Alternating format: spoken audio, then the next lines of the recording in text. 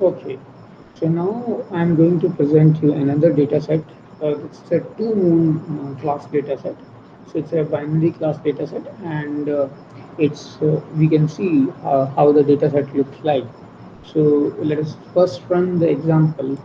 So this is the example code or example call to this function, and you see how it is visible.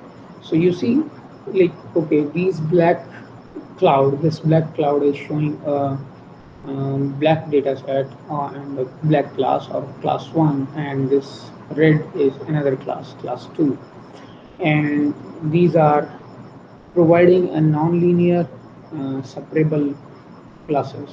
So these are not linearly separable. You cannot find a single line which can separate these two classes. So this is a kind of data which you require many of the times when you want to show or when you want to confirm whether your classifier runs on nonlinear data or not. So let us see how this code is working. So okay, um, just look at this. This is a two moon classes function which takes number of points. So number of points, we took 1,000 number of points, and ring width. So if you see in that part, so it's a ring basically. It's a half ring, and this is another half circle. So we have taken two concentric circles, and in the middle of those two concentric circles, we have generated some data points. So interestingly, what we did, we have two concentric circles. So there is a ring, so it has inner radius and the outer radius. Similarly, the another ring is also there. So we took the radius to be same, and the width of the inner circle and the outer circle is same. So we have taken that, and we shifted one circle, half of the circle, and in such a way so as to create two moon data set. Let us see how we have done it. So again, we have generated some normally distributed random data points. So this is the radius. So we are here going to generate through polar coordinates. Polar coordinates means, so we will give you the radius and will give you the theta. So the radius and theta will combine to make the two coordinates of the things. So r cos theta will be x, r sin theta will be y. So let us see how we have generated the first class. So the first class, if you can see, it is generated all here. The positive class we have generated in these 3 to line number 3 to line number 6. So the first, what we have done, we have generated some randomly, normally distributed random data, and these are representing the radius. So we multiplied it by ring width. So you can, what you are doing exactly, the radius or the the radius is actually distributed between that ring. So so whatever radius you have, then you multiplied it by ring width. So the spread you have actually focused on that. Okay, at that particular point, or that particular radius will be, since it's only a radius, it's not an angle.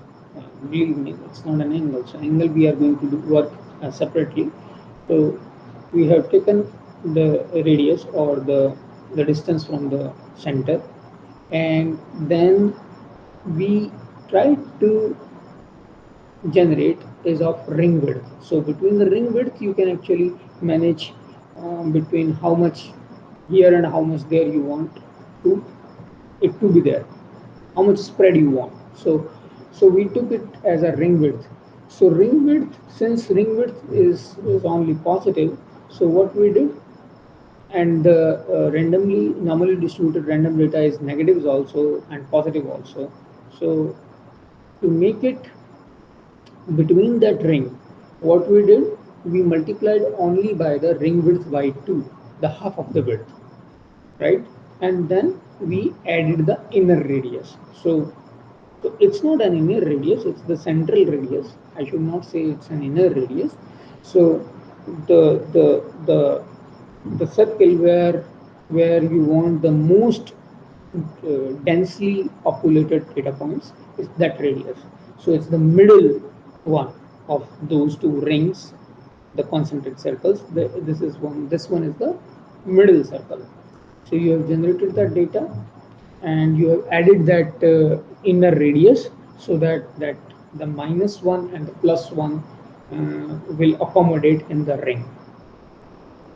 I can tell you one more thing, that since the normally distributed data curve is like a bell-shaped curve, so it will take some negative values, it will take some positive values, and random generates the normally distributed data with mean 0 and variance 1, which essentially means that some of the points will lie in the negative side and some of the points will lie in the positive side.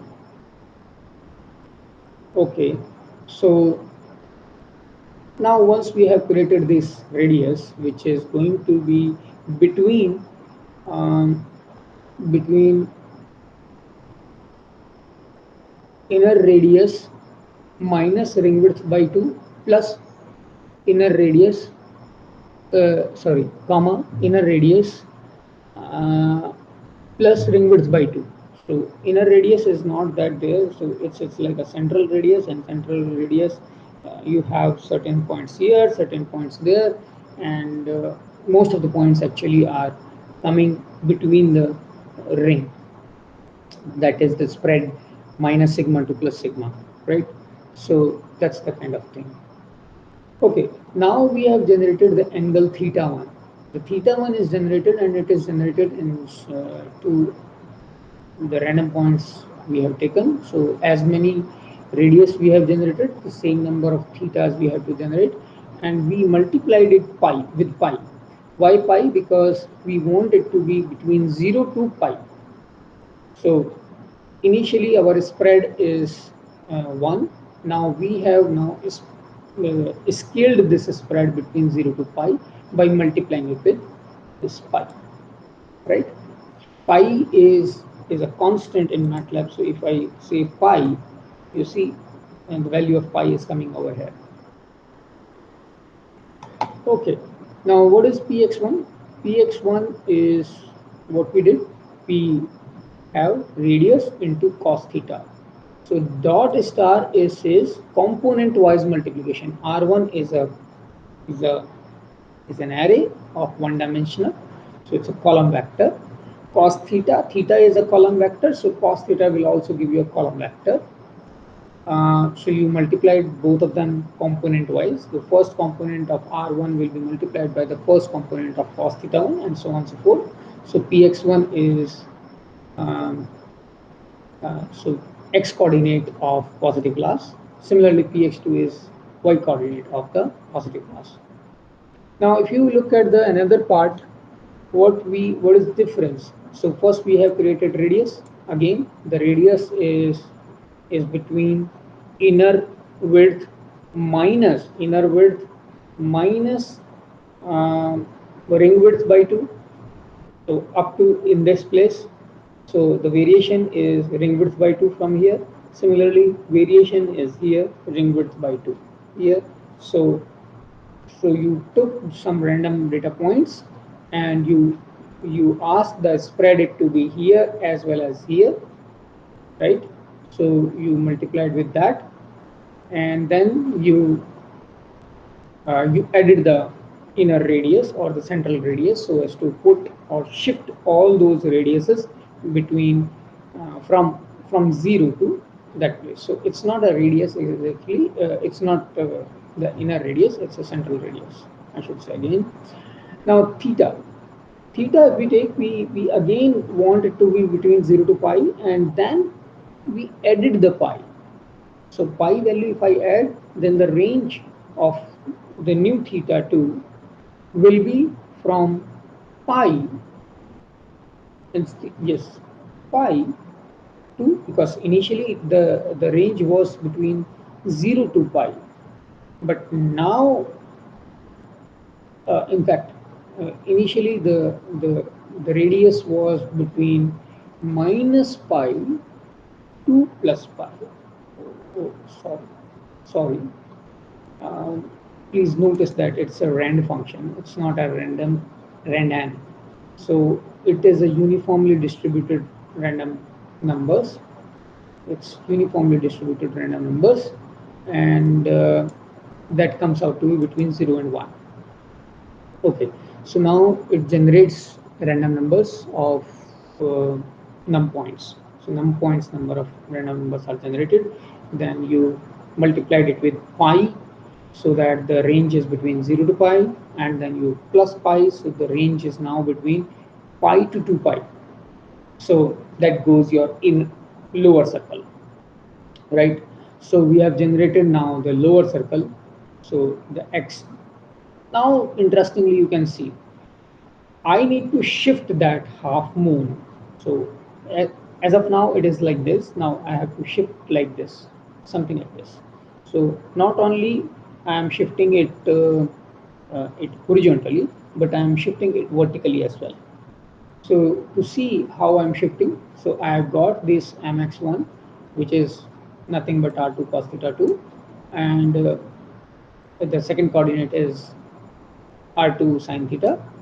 But what we did is now we added some value into this coordinate business.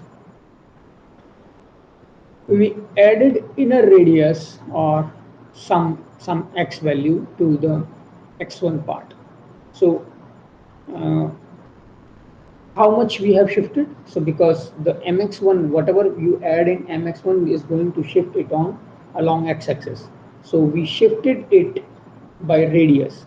So now if I shift this whole circle, this lower circle by radius, now this will align to the center and this will go a little farther, right?